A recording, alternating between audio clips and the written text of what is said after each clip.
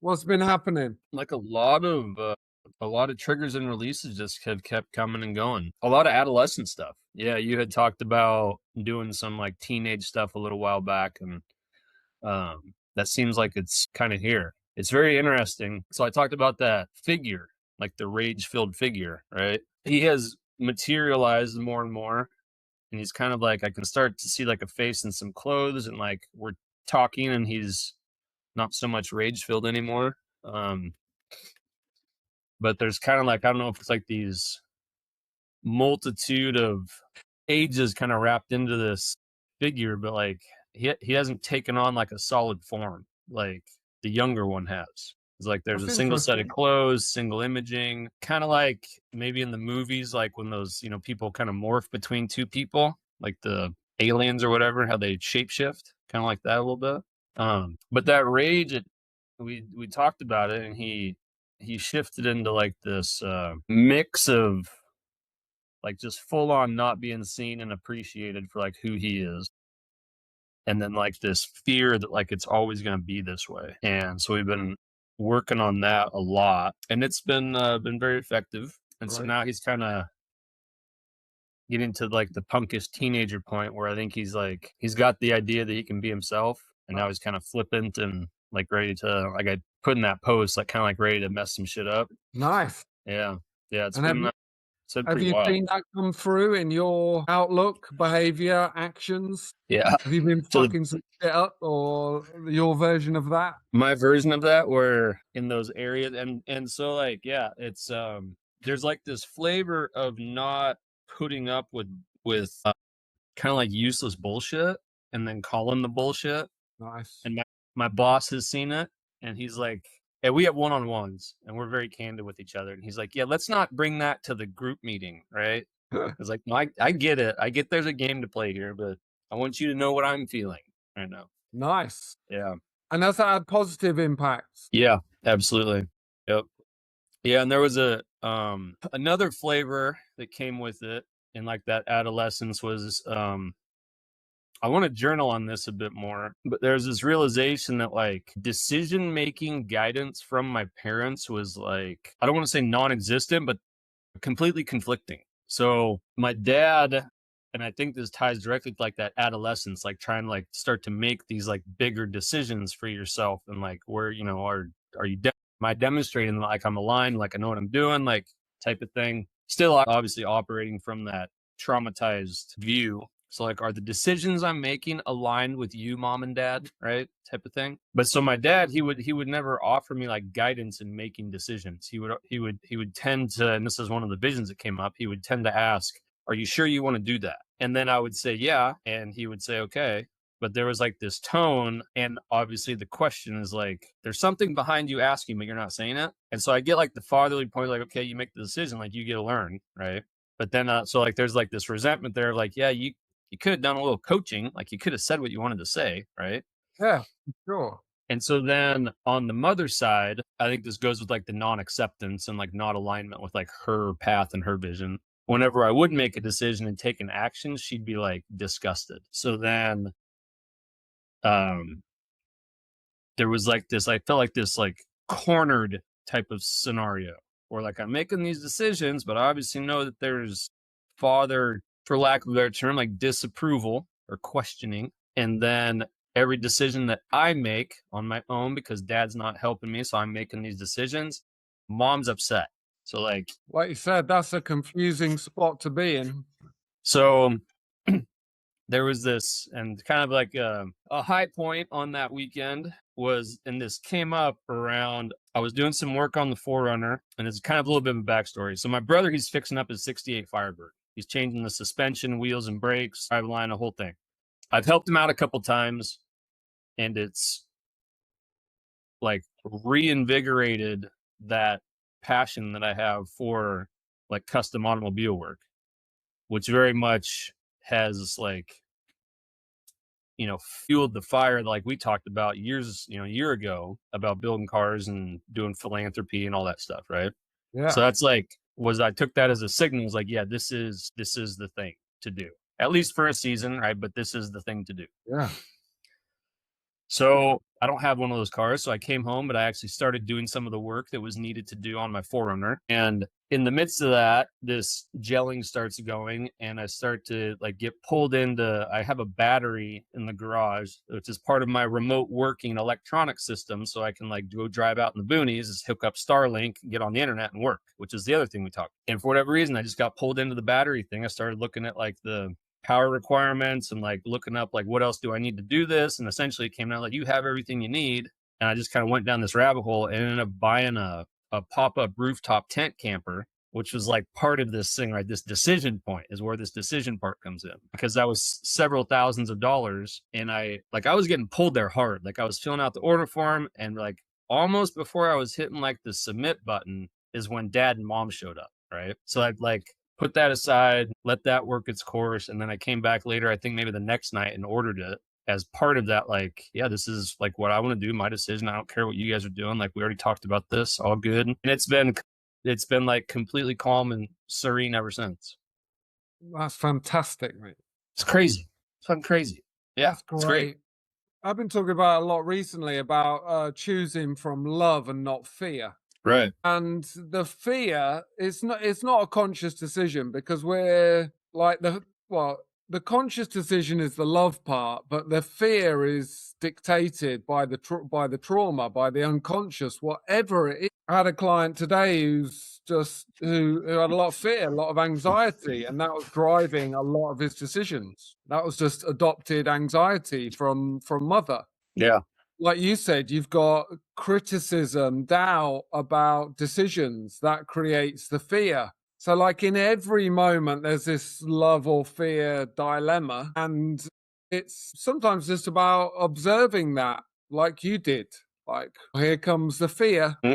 Where's it from? And obviously it's been part of your process now, so you know where the fear is. And sometimes you can only even find that, only even notice the fear when you're in a process and it's live for you. Yeah. And that was like one of the, I guess, punctual or pointed parts of this event was when I first got pulled into that battery. It was probably like a 4-hour thing, right? And it's like there was this certain vibration or feeling the entire time. It was just like a steady hum of like excited positivity. And then there was like this left turn. And like it was like, this is not 30 seconds ago, this felt different. Something is going on here. But I know the direction I was going. Like that's a good direction because of what I experienced. Like I know that that's the way to go. So we're going to go solve this thing on the left. Yeah, that's perfect. Yeah. Where's the noise? What's disrupting my vibration right now? There's another frequency there that's in my reality that is noise. And that's where the gold is. That's where the work is. Yeah. Yeah. It's very interesting that it like tied all together, especially when it came up to like that whole decision thing and then the adolescent. Yeah, it's been wild. I mean, most people are just completely unconscious, aren't they? And just making decisions on a daily basis from that point. Mm-hmm. Mm-hmm. That's nice, mate. So what's happening next with the camper? Yeah, so that gets delivered in June. It's actually built right here in town, which is one of the benefits. There's probably like 15 or 20 different manufacturers across the US, and they each have their own flavor, right? So, but this one actually ends up being like right here.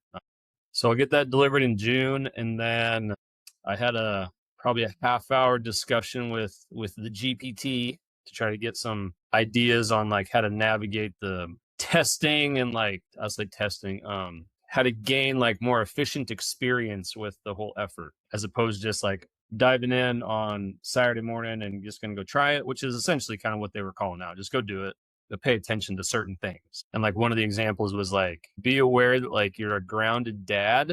You're not a full-time RV guy yet. Just accept that, right? Living this life for a little bit, seeing how it goes. But then like calling out that this is for you with the work and the kids and having travel time. Like it's going to be about creating efficient systems, like set up your, whatever, your food, your work, like just get to the point where like you can do this in like 10 minutes. You're not always fumbling around with gear, right? So then you can actually execute and enjoy the thing and not get distracted in all your useless shit that you brought because of potential fear of some event that probably won't happen, right? So June now get delivered, and then I'll probably start like on the long weekends. Like I don't want to play with it really during the week just because there's so much going on. So I'll probably like take for a test run, like drive somewhere a couple hours away on a Saturday, start setting the stuff up, work for a little bit, just tear it down, go explore, come back, just trying to start getting that familiarity with that process. I'm feeling it. I'm feeling excited. Yeah. And like up until June, I'm going to take a couple, again, like Saturday trips with the tent and just get familiar with like the electronics aspect of it and get Starlink working and all that. So yeah, it's that's kind of what I have right now. That's amazing. So you can sleep in this thing. Can you cook Yeah. in it, or is it do you cook outside? It's like a more of a cookout side thing. I'll pull up an image of it here. What's it called? I'll have a look at it. It's called Lone Peak Overland. 3 words, Lone Peak Overland, Lone Peak Camper. Well, that looks nice. Yeah, and so there's like, go ahead. So is it something you put on top of your truck, or is it the whole thing? Yeah, Something you it's put on top? the black thing that you put on top of the truck. Yeah. So then like there's the bed topper, and one of the things I like about this is that bed topper is empty. So you can still like go to the hardware store or shove dirt bikes in there or a dead animal, right? You still have your bed, your Yeah. truck bed. Yeah. But then on the inside, there's like the roof of that topper is only partially finished. So you can go from the bed into the top tent, which is where you sleep. And then the bed is also hinged. So you can like push the bed out of the way and like stand up in the bed of your truck and get dressed or Yes, work it's or basically whatever. like a roof. It's like a roof to your truck. But then there can be a better flatbed to sleep in. Yeah. And they have like so they put these together as like just a bare bones base model. I went down that route. I bought damn near everything. So I don't have to do it later. And I can be fully efficient because the systems is the thing, right? So there's power, there's lights, there's a heater port for like winter camping, there's a battery in it that will I can plug the computer right into, charges with the truck, or it's got a solar panel on top. So then the idea work in there. you can, I don't intend to unless it's like shitty weather. Okay, yeah. So you'll just be outdoors. Yeah. So I'm gonna get like a table and like, are you familiar with like a bat wing or like an awning? You can put like these awnings on the side of the truck, so like make a little kind of like outside hangout office area. Wow, mate. That is so exciting. Yeah. And so then like part of that, like I think will also, it's like a tertiary benefit, but I think it'll also like add some potential like attraction to like, you know, people for this group or clientele, like, hey, here's this decision, this lifestyle change, right? That can occur when you free yourself, free your mind, free your soul, all that business. I mean, also it's part of your story. It's part of your brand. This is where I was. This is where I am. You can do calls from the outside. Like it's like this is my life. This is what I've created. Mm-hmm. And I can guarantee you this would not have happened without this work. This would have been, you know, $15,000 that would have been waiting there compounding until I was 65. That's what this would have been. Oh yeah. Oh, that's great. Well done, mate. Well done. Thank you. Because that's been a lot of progress in the last month, probably. Yeah, I counted them up last night. I've had like 11 different sessions in 6 weeks. Yeah. Yeah. I mean, when we spoke a month ago, you were still holding your tongue at work. You were still keeping yourself small for your external environment. Yeah. And now you're speaking your truth, and you're going to be living outdoors very soon. Yeah. Yeah. All right. Put it in perspective is pretty nuts. And there's like an additional like aspect to this. Like, I mean, the thought has crossed my mind, not like on purpose, but like I might grenade my job at some point here. Like just out of pure, I don't know, spite, I don't know what, but I'm not going to be surprised if that happens. Yeah. This is my thought. But I'll be okay because I've got a bunch of skills and I'll go figure it out and life will be fine. You might not have a choice. It might just be your reality reflecting back it just can't coexist anymore with you. Yeah. I'm like half thinking like that thing could very potentially show up the second half of this year. So my manager right now, he's retiring by the end of Q. How the structure is going to work is we may get, so I'm going to take his functional responsibility. Because of how the company is operating, it's almost certain that I will not get promoted into his position. So then I'm still reporting to somebody who has no idea about what we do, who very well could be aligned with like the corporate baloney, but then I'll have like responsibility for this team so I can do stuff like the way that I want, but that could directly conflict with the chain. So we'll see like here, I think within the next couple months, like how this relates to Yeah, itself. yeah, and it might be a positive outcome. You never know. Yeah. Yeah. Like that's the other half of it. Like it could go great, but we'll, yeah, Oh, that's great, mate. I'm very excited for you. appreciate that. How have you been? How's married life? Your married life is good. Probably because Lavinia's happy that we're married. My life's easier, better, nicer. Is there like a noticeable shift or change there? Well, I think it's I think again it goes into the wounding, right? It's like her wounding was all about rejection, etc. And part of the story was that we're not married and I'm not good enough to be married or whatever that unconscious story was. So I think that marriage thing probably just was another layer for her of feeling committed to or whatever. That's just made her more peaceful or self-loving. Imagine that is pretty significant when like that, the energy from that wound is poked by your partner. Yeah, exactly. I mean, it's going to be. So that's good. So basically, yeah, she's evolved a little bit. And I guess I did some work leading up to it as well. So I feel very comfortable with it. I feel good with it. And everything's good. I did that bit of work as well a few weeks ago that I shared with everybody on just expectation of outcome and stuff like that. So that's turned up really nicely. Good. Feel more vulnerable with my clients a little bit. So, and that's been that reflected back nicely in my relationship with them and the work. I'm doing some great work with people at the moment. Like all my clients, all got different challenges, all different, but I feel like in a really good spot of mastery with the work, which is nice. Excellent. Yeah. And yeah, so life's good, mate. Cool. How are the kids doing with the formality shift? How'd they take it? Yeah, no, I think they're definitely benefiting from the positive impacts from on yeah. us. I don't think it means anything to them on a surface level, but obviously we're the most important things for them. So it's shifting all the time. Even that work I did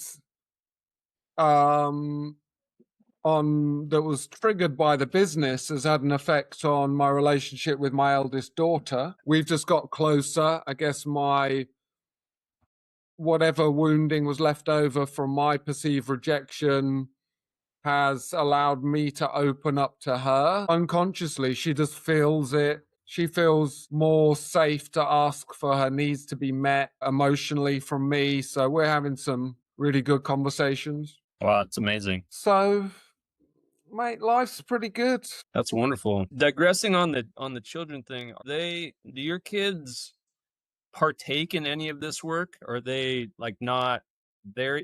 Like, do they do work themselves or are they aware? I still think they're in it. I mean, they're still 100% rooted in childhood, so it's hard for them to do the work, even though we have very open conversations all the time. So they're kind of aware of what's happening. I talk to them a lot about what challenges are coming up in their life and potential reasons for that, and the emotional root of a lot of their challenges. And so guiding them and shifting their perspective on that works always with you. If you want a different outcome, if you're getting conflict at school, if you're whatever, it's that it comes back to you. So I guess they're doing work in terms of understanding how things work, how they turn up, how the world turns up for them. That's more with the 16-year-old. Yeah. Okay. And again, because of the knowledge that we have, I mean, don't get me wrong, kids were born before we did any of this work, so they've got baggage. By no means are they coming out of the house without trauma. Just in terms of the work that you're doing now, all of our kids are in private school and they're all different, but our eldest is leaving the school to go and pursue her passion in dance and singing and acting. Okay. So we're Nice. very much like supporting her on her journey to tap into that joy Yeah. and That's wonderful. follow that, her journey with our support. So that's great. That's going to be a big deal. Like, even wherever it goes, Doesn't that's matter. I have to imagine that's going to mean so much in just the grand scheme. Yeah. Yeah. And also teaching them about what we've talked about in terms of making decisions from love and not fear. Because a lot of the advice she got from school was, well, you know, you should stay here, you should keep your options open. You never know you never know what's going to happen in the future, all that type of stuff. You know, if it doesn't work out, it's a really competitive thing, dance. You should have some backup plans, all that type of stuff. That's all fear based. All the external advice she's getting is fear based. Yeah. So we're teaching her to tap into what feels like love and joy and follow that, but also teaching her how to make those decisions. So I feel that's valuable. I feel that's 100%. I feel that's a 100%. valuable lesson. Yeah. Yeah. It's I'm obviously not there yet with 16-year-old, but some of that flavor is kind of starting to show up with Rogan. Like, Yeah. seeing so he's 6, but seeing some of his actions and his verbiage, you know, he had almost 35% of his life has been like during parental healing, and then, you know, 35% has been prior conscious. I'll say conscious life, right? 0 to 2. I'm not really counting that, but some of his verbiage and like his actions are already like showing that type of like what if fear based stuff. And I get that like there's a safety aspect for a 6-year-old, but like the thoughts that are coming out are like conscious critical thinking, not like, am I going to be okay? It's like, well, things, it's a good example. I can't remember the topic, but he asked me something in the kitchen about what if this happens and it was an event in like 3 weeks? Like, okay. So yeah, I can see where that type of the love-based decision making, but then also like just teaching them about like the situational aspects that are going to occur on the day to day. Yeah. So where do you think that's rooted in? Where do you think that kind of thought process comes from? I believe it's multifaceted, partially in like some of my prior parenting and the prepare for later type of verbiage and mentality. And like, because before all this stuff, like, you know, talking about a lot of the activities we would do, like even going on a trip or hunting or camping or whatever, it's like, well, we want to be thinking about this thing out here and make sure that we have the thing right now. So when that occurs, which is like, it's tough to like back up and say, we want to have a chainsaw in case a tree falls across the road, but that's like a 1% chance maybe. So it's not like it's dangerous. Like, and then like there's a gap there of like communicating that we can figure stuff out if it happens while he's watching you prep for something. Right. Yeah. Yeah. And then part of it, and I wanted to ask your opinion on this, maybe in like even a one-on-one session sometime, but I imagine part of it comes from this divorce and safety aspect of not having that surrounding environment. Yeah. And that just poking its head into everything. Yeah. And I mean, the other part of that is I don't know what type of verbiage or teachings that Shannon is doing at home. So I imagine there's a flavor of at least 3 things going on. Yeah. If not school and other people. That's a big challenge for you. Yeah, just going back to the first point, it's like it's not what you do necessarily, it's how you do it and like the energy behind it. So you can plan, obviously, make plans, you can be safe. But if a child is witnessing his dad making contingency plans while he's anxious, while he's carrying anxiety in his body, then the child will pick up on the anxiety. And so he will be anxious, and then he will project that into the future. So that's where a lot of kids' anxiety comes from. It's not. It can come from the behavior of the parents, but it's more like their vibration of the parents. And obviously, you carried around a lot of anxiety through a part of your children's experience. Yeah. Because like Yeah. thinking back on like what he's probably experiencing now, like that is what you just said is not present anymore. And so I have to imagine that came or is coming from his prior experience, but it's showing up now that maybe he's having these conscious like process thoughts. Yeah. Yeah. And it's a really hard one to do. My daughter's anxious quite a bit, and I know it. I mean, she had an anxious mother, and I'm sure I had something to do with it. It's very hard to teach them that the stuff isn't real, that it's anxiety in their body, that you can release the anxiety. I think for us as parents, it's just making sure they know they're safe now. So if you think it's anxiety, if you think he's future tripping, if you think he's worried, then obviously he doesn't feel safe in this moment. So yeah, I'll pay attention to that because there is certain aspects where like you can see it and feel it from him, and then other times he's just talking about it. Yeah. So but you do have the ability to make him feel safe in that moment. It's about you turning up. It's okay. Everything's going to be fine. We're safe. No problems. We can handle anything that comes up. Yeah. It's good to plan, but we don't need to. Whatever happens will be all right. And then the divorce thing. I mean, fucking hell, mate. This could be a can of worms. I don't know what impact it's going to have on the kids. It's going to depend a lot on how you turn up, how it's handled between you. It's going to be a major life event for them in some way. If I think back to my parents' divorce, I think there's a couple of things. Number one, my dad wasn't emotionally available anyway, so I would have felt rejected by him if they hadn't got divorced. But I think it was the event. It was my dad leaving the house, but also I think it was the fact that my mum's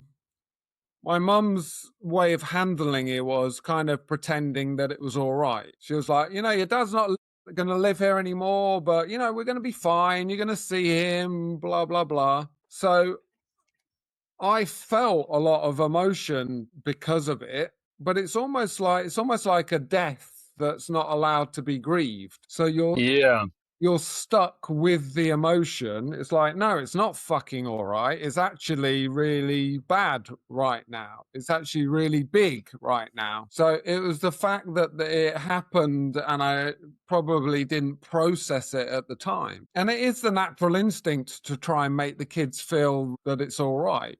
Sure, yeah. But so maybe it's about giving space to process, acknowledging the fact that it's maybe hard or it can be difficult or whatever. I've definitely done that with him. Has been like, because he'll make comments, like when he's emotional and like crying out, like he just wants to see mom or he wishes we could be together. I don't know if I made the comment to this group, but he'd said to Shannon, hey, what if dad sold his house and you sold your house and we all bought one together? So he's like having that level of awareness or thought. It's like we've talked about that it's like those types of things and like not having everybody here is tough. And there's only, having one parent around is tough and not being able to spend one-on-one time is tough. So we're like stepping into that, but he's definitely maturing in his communicativeness. Yeah, that's good, I guess. Yeah. I guess that's good. If I could go back and parent myself through that, then I guess that's what I would do.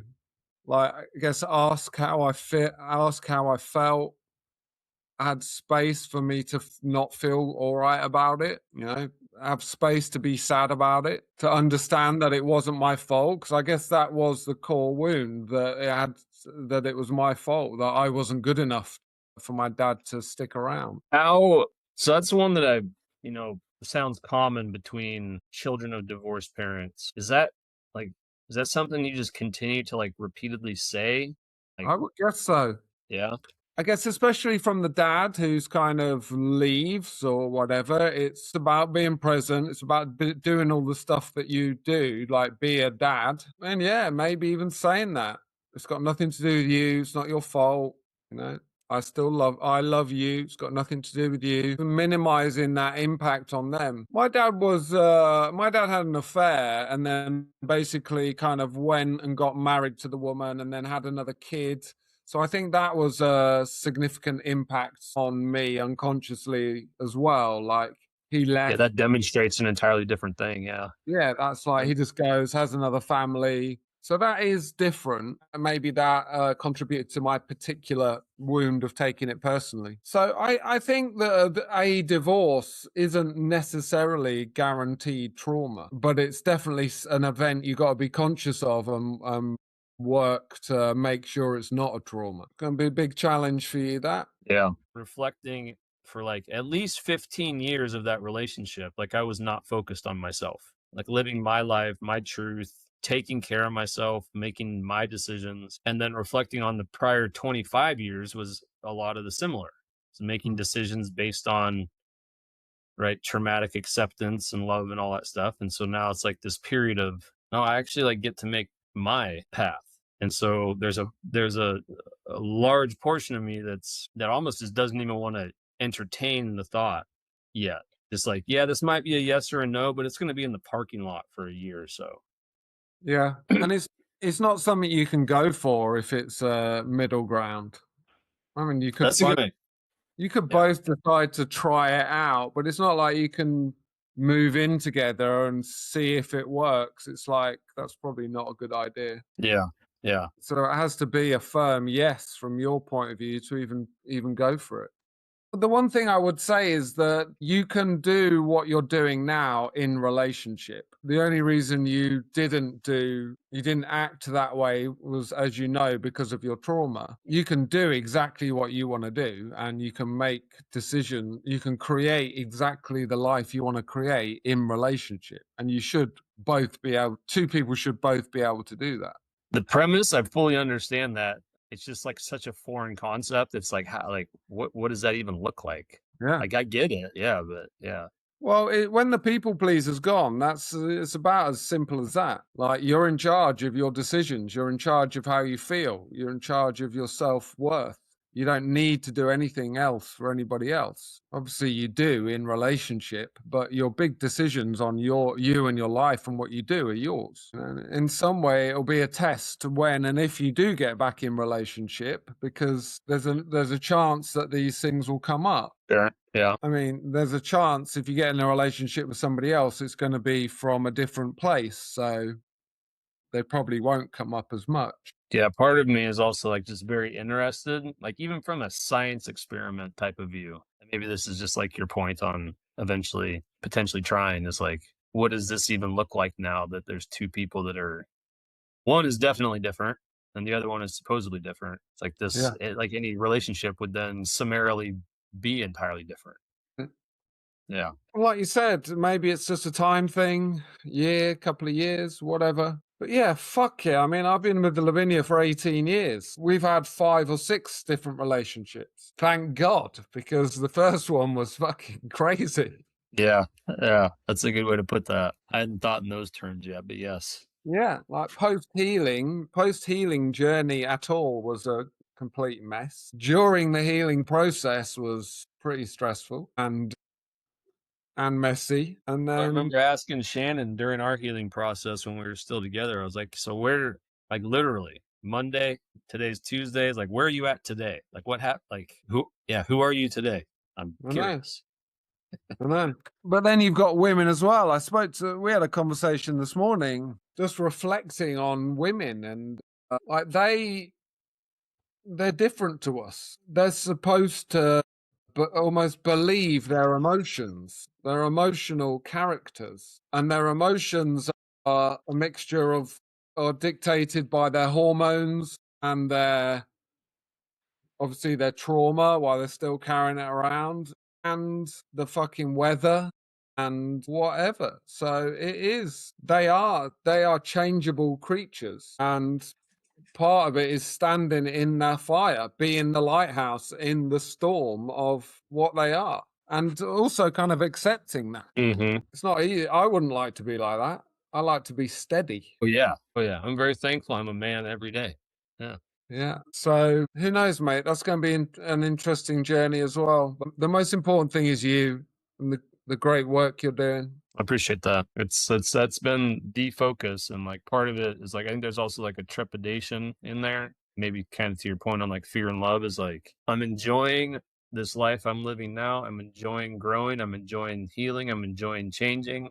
And I don't want to disrupt that with complicate it with something else. Like there was this as an example, there is a gal that like I don't know, you could say like pseudo tried dating like 6 months ago.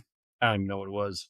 But we hung out. She had 2 kids. I knew her from high school. We hung out. The boys and I hung out with her and her kids. Shannon learned about her from Rogan and Mac. And so then Shannon like was like, this is new territory. I don't know how to handle this. I know it's none of my business, but the boys are my business. So like she was going down this thought, like I'm going to go date and like marry this girl and bring her in as like new mom for the boys. Right. And it was like a week before that I had like this feeling shift and realizations like I am concerned with myself, my children, and my livelihood. And that realization was like the texts or the phone calls or like the scheduling with this other woman, it's like detracting from these 3, which is right now like unacceptable to me. So that's no longer a thing. Yeah. And it was like this really like, and it was just like this totally peaceful decision. It's like, nope, not even doing that. Like this is what I need to understand and figure out right now. I'm with you, mate. I mean, if Lavinia and I got divorced, there's very little chance I'd be settling down with another woman. That's because I like my life. My life's great. I'll just do more of that. Yeah. So yeah, it will be very it's going to be an interesting journey over the next bit of time on where that goes, if it goes anywhere. Yeah, mate, for sure.